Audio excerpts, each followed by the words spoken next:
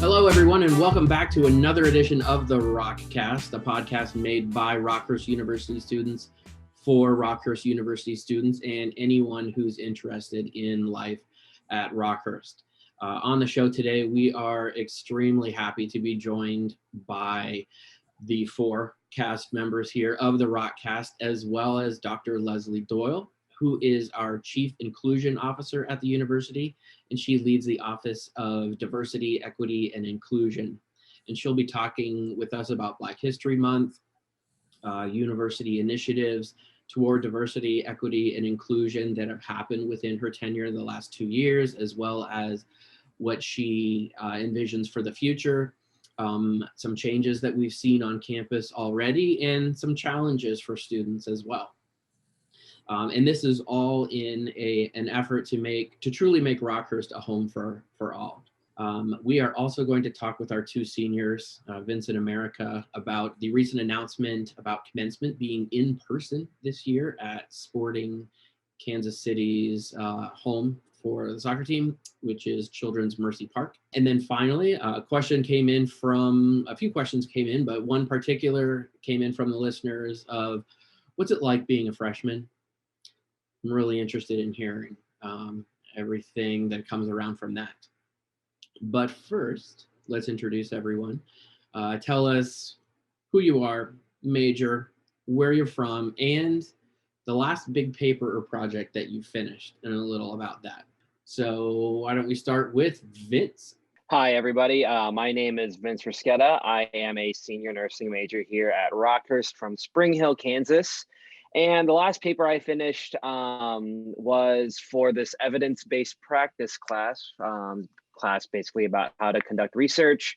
Was not that fun to write. Most of the grade is based on how well you can cite your sources. So I'm just glad that it's over. Hello, everyone. My name is Bree, a sophomore here at Rockhurst. I'm majoring in physics of medicine. And surprisingly, I can't think of my most recent paper, but I'm in the midst of writing papers right now. I have two that's due tonight. And so one of them is for my health psychology class, and it's like our health response.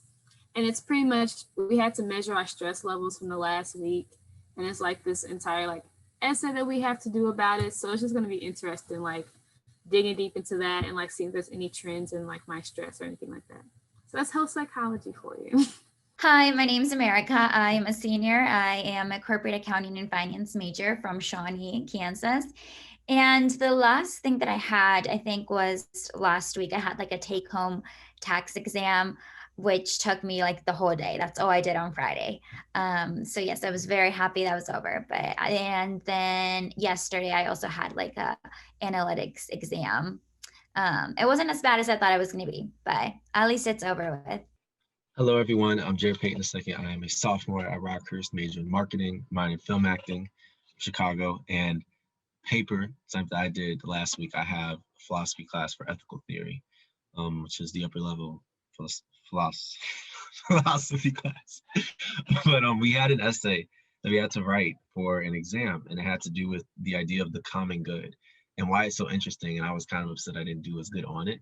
But it's such a relative term, because what's good and what we see as the common good here in this country or here in our culture is different across cultures. So you have to be really, really specific about how you address that in a paper, which is something I learned about. But yeah, I didn't do as good as I would have liked to on the paper.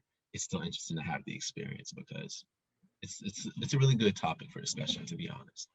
We are thrilled this week to be joined by Dr. Leslie Doyle, who is our Chief Inclusion Officer at the university and leads the Office of Diversity, Equity, and Inclusion. Leslie, thank you so much for joining us and welcome. Thank you for having me. Now, if you would be so kind, could you kind of describe your role with the university as well as a very unique history with Rockhurst? Sure. So I'll start with my very unique history with Rockhurst is that I was a kid who grew up across the street. We lived at 5340 Truce, which is literally across the street from about the 2nd through the 5th grade. So my brother and I used Rockhurst University as our park.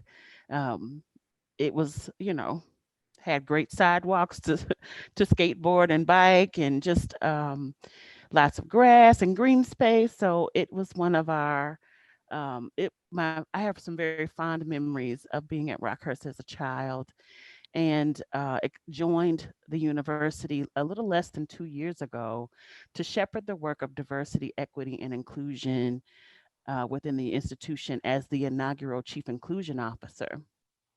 And I came uh, with over nearly 25 years of experience working in diversity, equity, and inclusion in higher education, and wanting to really shepherd strategic initiatives around diversity and inclusion that help to change our structures, policies, programs, and practices.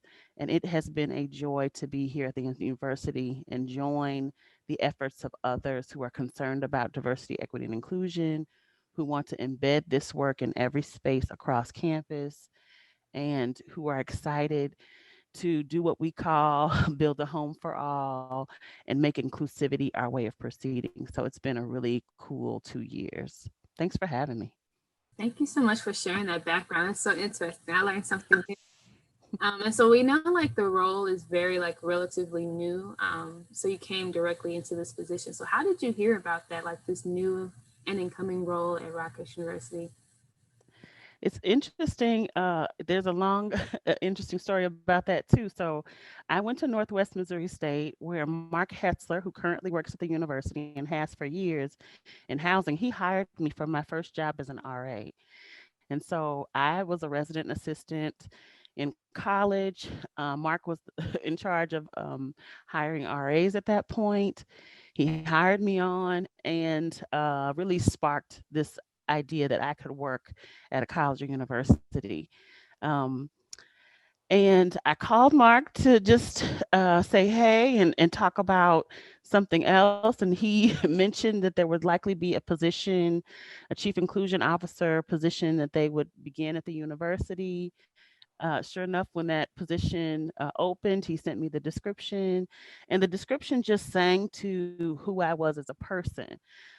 It really built on those ideas around collaboration and relationship building. The role aligned with my gifts and my passion around changing structures and systems. So it was like the perfect job. And like I told you, that history with Rockhurst, and I haven't lived at home for 26 years. So to come home to Kansas City, because I'm a Kansas City girl, is really a cool thing. So I'm really thankful for this opportunity, and really excited to be a member of the community. But I heard about it through Mark, actually. And so shout out to Mark Hetzler.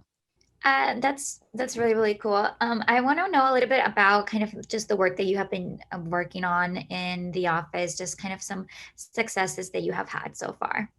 Well, I mean, I hit the ground running, really intending to listen and to understand culture, and to become a part of the community and understand where are the places that we're doing great things around diversity, equity, and inclusion, and how we amplify those, and where are spaces where there are opportunities for change. And so last year there was a slew of interesting changes, and this year has been the same. Some of those more student facing changes have focused on our Student Advisory Council on Belonging, started this year with students from across campus who are talking about their sense of belonging and how we can create that home for all that we talk about. Um, some things have happened as far as marketing. So we have a new diversity webpage and a video about you are welcome here. We have a diversity and inclusion statement in our admissions applications, in our syllabi templates. So you'll see things like that. Students will see things like that.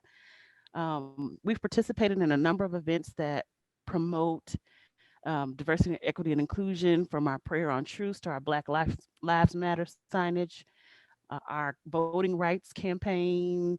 Just a lot of things have happened this year. The Center for Arts and Letters has a book discussion. We had our first discussion this week about the book The Hate You Give. That was really powerful to experience that. We've developed a Diversity, Equity, and Inclusion Companion Award that you will see in the next couple of weeks that really honors the work that's already going. Diversity and Inclusion newsletter. I mean, it's been a busy, busy semester, busy year, and there's more to do. And we recognize that, this is the start, but I think we're off to a pretty good start. What have been some of like the biggest challenges that you've faced here these about 2 years that you've been here at Rockhurst? Well, I think the biggest change for everybody has been COVID, right? So COVID has certainly changed the game for everybody. Diversity, equity, inclusion is no different in that we've had to pivot and adjust in a lot of ways. So the things that I planned for this year to be in person certainly had to change. And just really understanding how to shift and use technology differently, and to be intentional about the ways that we listen to people and hear from them, I think has been important. Communication, so though that DEI newsletter is an important part of that communication, but just really hosting office hours. So in case anybody ever wants to stop in, Mondays at 10 a.m., I have office hours, and it's a space for people just to come in and talk about issues that they're experiencing. It has been challenging to build relationships with people in COVID. I think everybody has experienced that, so really being intentional about getting into spaces that I haven't been before, or reconnecting in spaces, has also been an important part of that. I definitely am missing seeing students in the cafeteria and that kind of stuff. I think, you miss a beautiful part about Rockhurst is the community that you find, and community is a major part of who we are. And we have certainly shifted to virtual community, but there's nothing like seeing people in the hallway, passing people on the sidewalks, and just having conversations. So I think that has been a big challenge. And then the other challenge is resources. I have so many great ideas that I'd like to implement, but sometimes we just don't have the resources to do some of them, or we have to phase in some of the things that we want to do so that we can accomplish them. But we have to be mindful of the resources that are available. So I'd say those have been probably some of the biggest challenges, especially this year. Doyle, you just talked about the resources and the stuff that the Office of Diversity, Equity, and Inclusion provides. Can we talk about those resources and the idea of where we are right now in February during Black History Month and actually beyond, because that is the greater mission of what you're doing, I believe. How can you specifically and other members of the community through the Office of Diversity, Equity, and Inclusion, how can they use those resources in Black History Month? What does that look like? And even beyond, what does that look like when we utilize those resources? Yeah, so I think especially in Black History Month, as we talk about its historical significance, and what it means to so many African Americans, but what it means to all Americans. It's very important for us to think about educating ourselves as much as possible. So to know that Carter G. Woodson started Black History Week in 1926 as a way for us to have this conversation about the contributions to African Americans to American society, and how it has expanded. In 1976, it became a month-long celebration. And just to talk about and be mindful of the contributions that African Americans have made to our society, to tell a fuller story. We are in the business of educating students to be leaders that go out into the world. And it's important for our leaders to have a complete story of the contributions of all Americans. And in Black History Month, we get the opportunity to celebrate and to highlight the contributions of African Americans, and to know that the story continues, I think, is a very important part of that conversation. So as we talk about Black History Month, I'm inspired by the things that I reflect on as far as history, but I'm also inspired by the next generation of Black history makers. So when I think about the young Black people on this call today, Brianna and her desire to be a hospital administrator and president, I think that is inspiring. or the fact that she is a small business owner is another part of, I think, what is really inspiring about what students will be and what they will do and the impact they will have. And Jared, in the ways that he ushers in these IG Live conversations, talking about issues of difference and breaking down barriers, I think is an important part of the conversation that we should be having about who's making Black history today, right? And what that will look like in the future. So I think Black History Month is really important. And I'm happy to have conversations where people are engaging in these topics, these ideas, being invited to think about how they can be a part of promoting greater justice and equity in our society and honoring what people have contributed. Does that answer your question? I hope so. Definitely. Okay. Something kind of going on, shifting to like different programs and stuff that you guys can be running. Right now, we got Beyond Words going on in Arupe. Do you mind telling all of our listeners here a little bit about the purpose and goals of that? Yeah. So I love this event. When I entered in April of 2019, it was the first thing that I was able to attend, and really excited to be a part of it and to see it continue every year. It reminds me of my experience as an undergrad with the tunnel of oppression. And so every year I get really excited. And I want to shout out the people who really are responsible for organizing it in Residence Life, Emily Kempf and the staff there, the RAs, many student leaders from multicultural groups, and many, many others across campus. You know, last night was the live portion of the Beyond Words event, and I don't think it could have gone off without the IT folks there who made it such a seamless experience, and everyone else. So this year looked different, of course. Like we talked about, COVID has changed the game for everyone. So this year looked different than in the past, with both passive and in-person and virtual engagement, but it was really cool.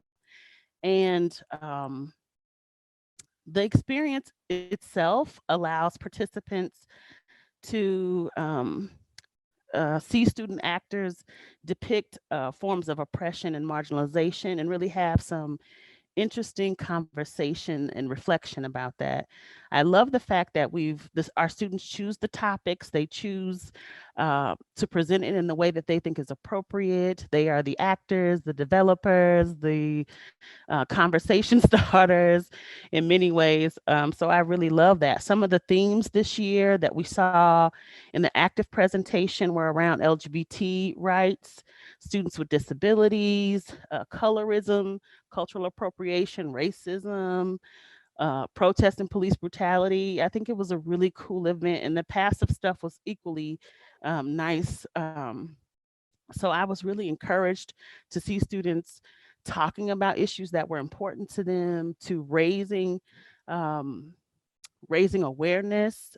You know, when you see what students put up on the Menti screen in their polls, they were talking about, you know, they gained knowledge and awareness, and that they were going to commit to not being silent about issues. And so that is something that I really thought was really cool about, you know, the Beyond Words experience. And I look forward to it every year. And I know that next year will be even stronger. Right on. Absolutely. I truly agree with you. I'm so glad that you were able to make it. Oh, yeah. Yeah. So I won't miss. I won't miss. yes, it was really it was a great time, and I hope it really gets people fired up and ready to like promote change on campus. So I'm very excited to see what's going to happen from this. Definitely. Me too. So kind of like going into like the future, looking ahead, what future initiatives is your department working on? Like, what can you see yourself in the diversity and inclusion office in like the next 5 years? Well, we have adopted what is called an inclusive excellence framework, and it divides the work into 5 areas. It divides the work into these dimensions: access and success, intergroup relations and campus climate, education and scholarship, infrastructure and policy, and community engagement. And so we want to work in all 5 of those areas to embed DEI in every space across campus. And as we do that, I think there are some commitments that we want to make um, around moving our metrics. So we had a campus climate study in 2018 that revealed information for us about the perceptions of our students, faculty, and staff.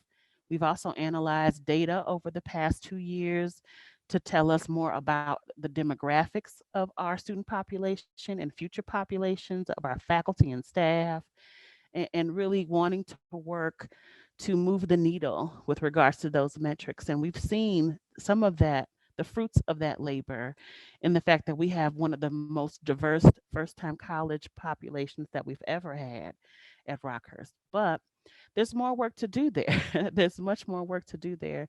And while we have increased the diversity in among our students, we're still working to increase more diversity among faculty and staff. I think that'll be a priority.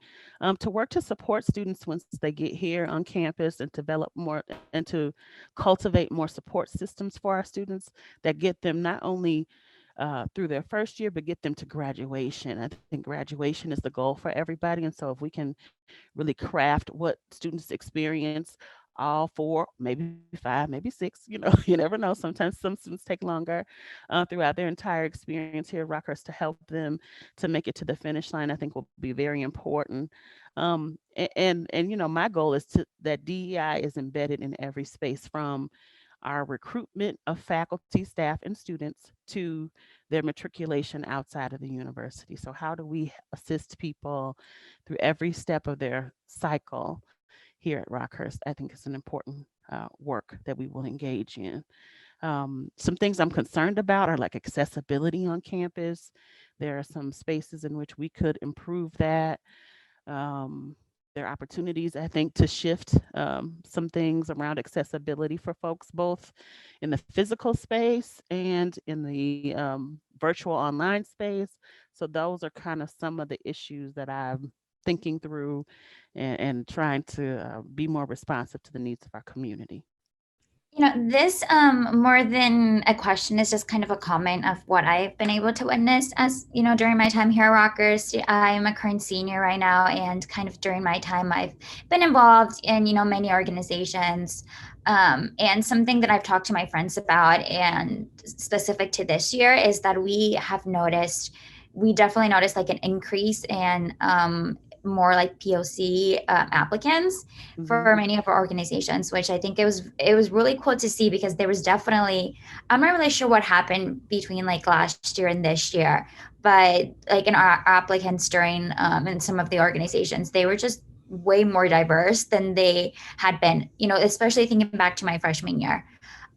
Which is really cool to see. And I kind of have been able to see I feel like definitely the student body is changing a lot. And I feel like I have noticed that change, from my freshman year now to being a senior, which I feel like just definitely just shows how much the university has, been kind of working on that. So like, I just want to thank you so much for kind of everything you are doing and just the initiatives, because we definitely as students have noticed a change. Thank you, America.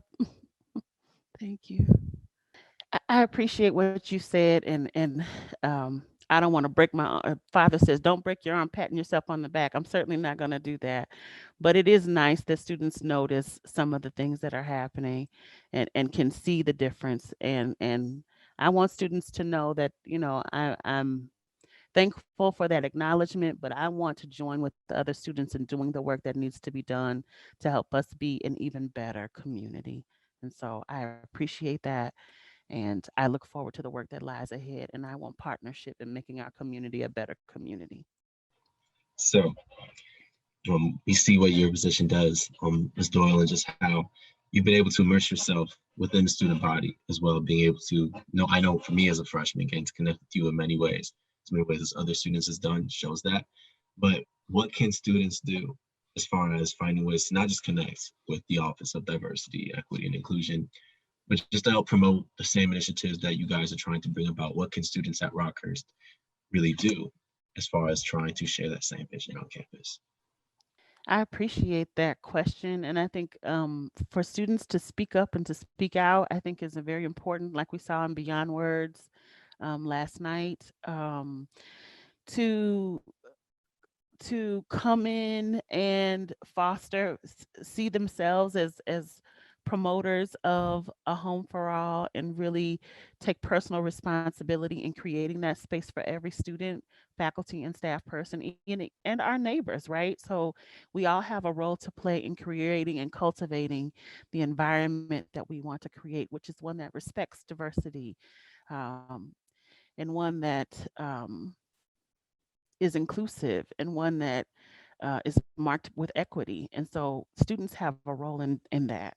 I think getting involved, and America hinted to, having more diversity in student organizations, but I think students have a wonderful opportunity to contribute in all spaces, on campus and off, and to see them engaging in those organizations and groups, and going there and asking the questions about equity, right? So, when students go out and serve in the community, um, it's important for them to reflect on, what they're doing that day, but why do these systems and structures exist, and really live out what we think about as our Jesuit values in every space, and to go out in the world of work, and to be people who are working for men, as we call it, men and women, right, for others, or people for others, to go out there and really think about how what they do impacts others, and how they can be change agents and justice oriented and all those things.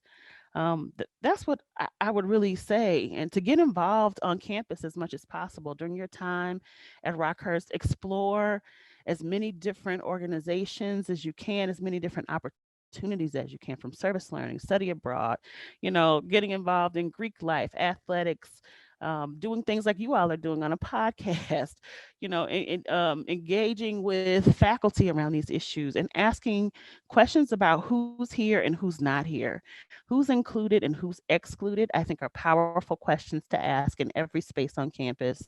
And how do we welcome more people from different perspectives into the conversation, I think helps us to be a better community. And so that's what students can do to support the DEI office. And of course, come to all the stuff we do. So that's the other thing. Come hang out, get a feel for the questions, that you want to ask, and learn as much as you can, educate yourself and participate. So I don't know, that's what I would say. Leslie, are there any events coming up that we should know about? Yeah, so we are planning a racism and organizing workshop with Faculty Senate. In fact, we just met with the vice president and president of that organization to nail down a date and time. So that information will come out soon. And there'll be other opportunities to engage. Our Open Minds book discussion continues. We have 3 more books left. They're all by Black authors. And so we invite folks to join with us around those conversations. For students, sometimes it's hard to read books in addition to your textbooks. So don't feel a whole bunch of pressure to have read the whole book, but the hate you give, you could just watch the movie. So that was pretty cool. And then just talk about it with the group. So we wanted to offer opportunities for folks to engage in that kind of stuff. So there'll be lots of other things that happen the second half of the spring semester, which we invite and encourage folks to get involved. Thanks for asking that. Sure. Thank you so much for coming on to our podcast today. Thanks for having me. It was cool to hang out with y'all. Yes, thank you. Thank you so much. Appreciate you all for doing this. I think it's beautiful. Leslie, if you're okay with it, we'd love to have you on again sometime. Oh yeah, I'd love that. All right. I'd love that. Well, best of luck with everything you're doing. And if you have any announcements or anything you'd like for us to use the podcast to get the word out, just let us know. We'll be happy to do so. Yeah. Okay. One more thing. Yeah. Okay. So you just reminded me of something. We're having an Mlk Commemoration on April 16th and 17th are our active parts of it. So on April 16th, we intend to have a celebration of Mlk on the date of the day that the letter from a Birmingham jail was released. So we intend to have a celebration on campus that afternoon to commemorate the life of Mlk. Because we started classes after the official holiday in January, we've kind of adjusted the date in April. And on April 17th, we intend to join in a community service project on the Paseo stairs, as Rockhurst has done for a while now, but really to commemorate that idea that we should be acting for justice. And so I invite folks to join us for that. And then I promise I won't say anything else. Oh, no. I was hoping you would mention that actually. I was trying to think of when it was and I couldn't think Yeah. of Thank you. Thank you for jogging the memory. Thank you. All right. Fantastic stuff. Thank you so much. Appreciate it. Okay. Thank you. Take care, y'all. Bye. All right. Well, we certainly thank Dr. Doyle for joining us. And she will be at commencement this year in person, as will a lot of us, and specifically Vince in America. To review, last year it was a virtual commencement due to COVID, and it got pushed back to September during all the uncertainty last spring.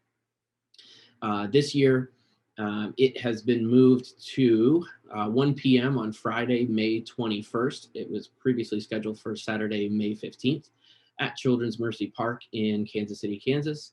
It's in the outdoor soccer stadium that's home to Sporting KC. And this is going to allow for socially distanced attendance and to accommodate a limited number of people with tickets.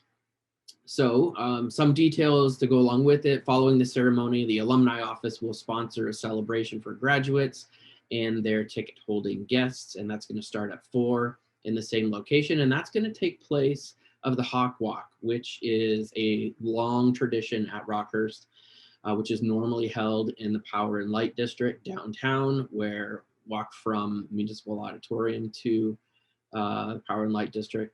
We'll also have the Baccalaureate Mass, which will be held at 7 p.m. Thursday, May 20th on the Rockhurst soccer field. Advanced registration is going to be required because seating will be limited due to social distancing. And commencement and the baccalaureate service will be live streamed to allow everyone to enjoy the celebration. So seniors, we've talked over the past little bit about our hopes for, or excuse me, your hopes for the spring semester. And you guys have been vocal about, I hope we have an in-person commencement just to, close that final chapter of the book here at Rockhurst. So what were your initial thoughts when you heard the news?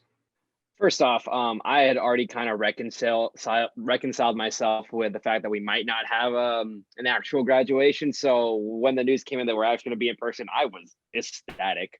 I did not go through this pain of 4 years to not have an in-person graduation. So yeah, very happy, very excited that all the seniors will be able to get credit for all the hard work that we put in these last 4 years, and then maybe even 3 years for some of the juniors who are graduating early. All that work needs to be acknowledged, and I'm really glad that the school took the steps that it did to give us an in-person graduation. Yes, I mean, I definitely have to agree. It was definitely a huge mood booster, especially kind of during those really cold days. I talked to like all my senior friends, and everyone was just over the moon. And especially because I had heard that, when they were kind of looking for places, because I had attended one of the commencement planning meetings last semester, and they had talked about how like when they were trying to look for places, some of them only like accommodated maybe having like 1.5 guests, which obviously is like one person, and so it's really cool that we are able to kind of have those 2 guests with us, with a possibility of 4, after they do like the ticket lottery. But yeah, I mean, I feel like I'm really, really excited. And I think it's just really cool how just this whole process of us kind of talking about it in previous episodes of this is what we want. We just want this, and then it finally happening. So it definitely is an exciting time. Are your families pretty excited about it as well? My family is really, really excited, but it's like obviously like can't bring the whole squad out as much as I would like to. Have a huge Filipino family living here in Kansas City. I would bring like 15 people if I could. But yeah, they're really excited, really happy that we're able to have it. Yes, my parents are also they're very excited. And similar to Vince, my Mexican family is huge. So in theory, I would have had like so many people there, but it's just really cool that at least my parents get to go, because I don't know how I would have chosen. I had told them, I was like, if I can only have one guest, you guys choose between you two, because I don't know. I cannot make that choice. So yeah, it's just really cool. They're very excited, especially just they just wanted us. At least what I had talked about with my mom was, she had said, the most important thing for her was just that I got to walk across the stage, even if she wasn't there. So it's just really cool that at least both of them can attend. So my question that I have for you all, I like hypothetical questions. So if you were to choose any person to speak at graduation, like you had full freedom of whoever could like talk at your graduation, who would you choose? Like if you had the decision. If I were to like, shoot for the stars, total A-list celebrity, like commencement style speaker. I've seen a clip of I forgot what college he did it at, but Lin Manuel Miranda, he did one that I remember I really, really liked. Me being like a low-key theater nerd, obviously love him to death. And he's just kind of the person that's like, I feel like he would do a really good job. His story of him writing musicals was really, really inspiring, and I think that he could provide a lot of inspiration to students as we kind of move on from college and move on to more of the adult world. I think it'd be cool to have, well, this is not a political thing, but just be cool to have Joe Biden. I don't know, I feel like that'd be really cool just to see what he has to say. But yeah, I think that would be kind of cool. Do you guys know who Leslie Jordan is? No one knows who. Oh, okay. Leslie, if you saw him, you would know who he was. You'd know who he was. But he's a very funny guy. Has a very like strong Southern country accent. Small elder white man. And he's just really funny. He's all over social media all the time. He posts these really funny, really heartwarming videos. And he just says like, "Hello, fellow hunker downers." It's so weird, but he's such a great guy. And I feel like his perspective on life is it's just so beautiful because he's just so authentic. You see people, especially on social media, you see a lot of different types of people because it's social media. And this person is just, I would like to hear his perspective coming to people that are going to another stage in their life, because it makes me wonder how he got to where he got in his life. He's an actor, he does things with ABC and stuff like that. And if you saw him, you would know who Leslie Jordan was. So that's your homework. Everybody look up Leslie Jordan. But I would love to hear somebody like him at a graduation, especially at Rockhurst, because it's smaller, so it will be more intimate. It's actually funny because I asked the question but put no thought into my own answer. It's really hard. I would say, but then this is going to sound political as well. But our VP, our vice president, I would love to hear something from her. Or if it was someone young, Amanda Gorman, who did a poem at the inauguration, and she also did one at the Super Bowl. I would love to hear more of her story, especially since she's young. So yeah, that would probably be my two top people. So you guys are the celebrities for potential students, I guess you could say, coming in here. There's my little segue there. We had someone ask the question for you guys. What's it like being a freshman? So you can think back here and look at your entire freshman year, or just the beginning of your freshman year, or end, middle, whatever. Just, what's it really honestly like being a freshman? I like to use the word like it's kind of like a blitz, especially on the first day that you come here during like a normal time. First weekend is orientation, so you're just getting told, hey, you got this team, go here, XYZ. These two sophomores are going to be in charge of you for the next 3 days. Good luck. And it's a lot to take in. You definitely, here at the school, you definitely hit the ground running, because right after orientation, you get like welcome week, and then all the organizations are there, like trying to get you to the table, sign up, and you're like, I've been here for not even a week, and I'm already signing my life away to like 8 different organizations. I think during when we had the free stuff fair, I signed up for like 10 different places. I'm like, oh, that sounds cool. That organization sounds cool. That organization sounds cool. But yeah, definitely kind of like a blitz, but like it's definitely a welcome one. It just goes to show like just how many different aspects we have of our community that we have here at Rockhurst. Just all these organizations who want to see you succeed, all these organizations that you can succeed in. So just a lot of opportunity, especially that first semester, and students can really take advantage of, and they still can take advantage of even during a COVID semester. All those organizations, they're all still here. FSL is going through, just finished up recruitment for the sorority side, just starting recruitment for the guy side. So still plenty of stuff to get involved in here. I'll appeal to I guess a little bit more of the emotional aspect, because as a freshman, and this is the interesting thing about it, everybody's experience is completely different. And I can say that not just from remembering when I was a freshman, of course, which is so many years ago, right? And knowing where I'm at now, that I know what the difference is of being a freshman. So if it's one thing that I think goes, around everywhere, and it's a general theme, is that, just as Vince said, there's so many new things that are coming to you, and it can feel like a lot, because it is a lot, and sometimes you go to school, regardless of whether that's Rockhurst or not, a few people, right? Or you're coming to Rockhurst and you don't know anybody. That's how it was for me. So it was a little bit interesting because I was eager to meet new people. And then as soon as I got there, I kind of had this very sudden sense of anxiety, something I never really had in my life before, because I knew for a second that I was starting completely from scratch, completely new area, new people, new opportunities, and that everything that was going to come as a result of me being there as a freshman would be fruits of my labor.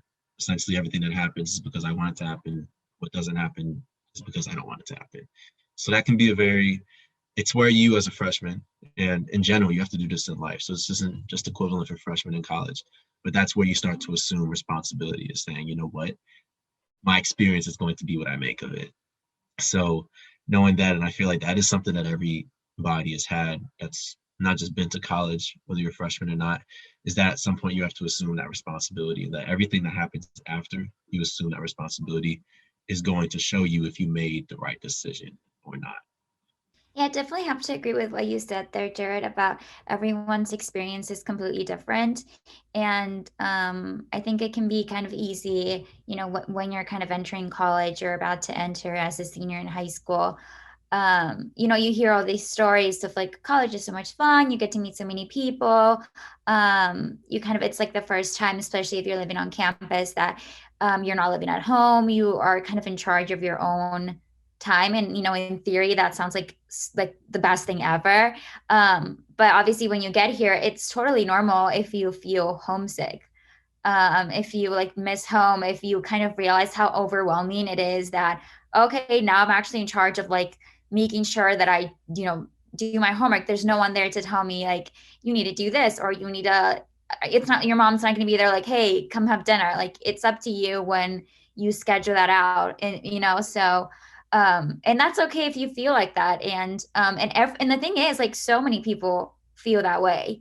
But obviously it's so hard to see what other people are doing. I think it's very easy as a freshman to just look at other students and be like, oh my gosh, they seem super comfortable. They seem to be having so much fun. They have so many friends. It's a week.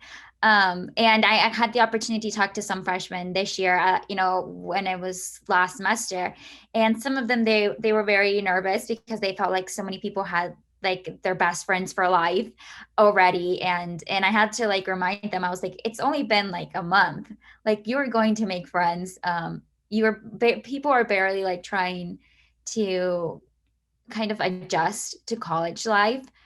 So that first like couple months, they can be difficult, but that's okay. The thing is, everyone's going through that with you. But I also think it's super exciting, now that I'm finishing off my college, career, it's kind of hard not to look back to when I was a freshman and kind of what I felt coming in. And I also just kind of look back and I remember just how like the excitement that I had, attending all those meetings and meeting so many people. And that can happen, even now. I've been meeting people now where I'm like, goodness, where have you been all these years? So it's exciting, and yeah, you just really have to really get out there and talk to people, because everyone wants to wants to make friends. So that's kind of what I would have to say. Yes, I absolutely agree with everything that was said. And I would say like my biggest piece of advice is when coming into college, don't allow another person's college experience to cloud your judgment on what college should look like. You are the waymaker of your journey on college. And so you want to make sure that you have an open mind and you're open to new possibilities. It's definitely going to be a lot of accountability on your part. That's something I've had to learn. But not to even make it sound daunting, but I can honestly say that when I look back, the things that I did my freshman year has paved the way for where I am now. Like a lot of things and opportunities that I was able to get now is solely because I really put myself out there my freshman year. And I can honestly say that it did not start off that way. I had to get a few months in and I had to get a little comfortable first before I could start going out and talking to all these different people and their peers, your faculty and your staff. But it definitely paid off on making those connections. So that's definitely something that I would say that's kind of like how my freshman year was like. And then also kind of what America was saying, like, we're all going through like some of the same things and you may not outwardly see it, but like, trust me, like internally, like people around you are going through the same things. And I didn't notice that until I talk about Frosh a lot, but I didn't notice that until I got to Frosh Getaway and we were just having discussions. And I remember sitting there like, this person who's talkative and like, they're just easygoing, like we're going through the same things. Like I was just blown away by that. So like just that experience in itself, it really just opens your eyes to see like, wow, there are so many people on campus where we may not look the same, we may not talk the same, but internally we're going through the same thing. So I thought that was pretty eye-opening for me. So yes, that's what I would definitely say. And then as you venture off into the next semester, I kind of forgot that I was a freshman because classes don't really get caught up in like what year you are. So I kind of just forgot I was a freshman and I just really just felt just like a college student. So great, really good stuff. I think that's it, guys. Thanks so much for joining us. You can find us and subscribe on Apple Podcasts, Stitcher, Google Podcasts, and Spotify, or anywhere you get your podcasts.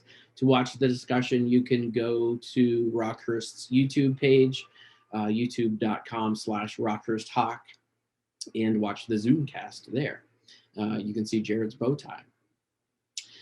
So for Bree, Jared and his bow tie, America, Vince, and Dr. Leslie Doyle, this is Chad Schnarr. Have a great weekend, everyone, and go Hawks.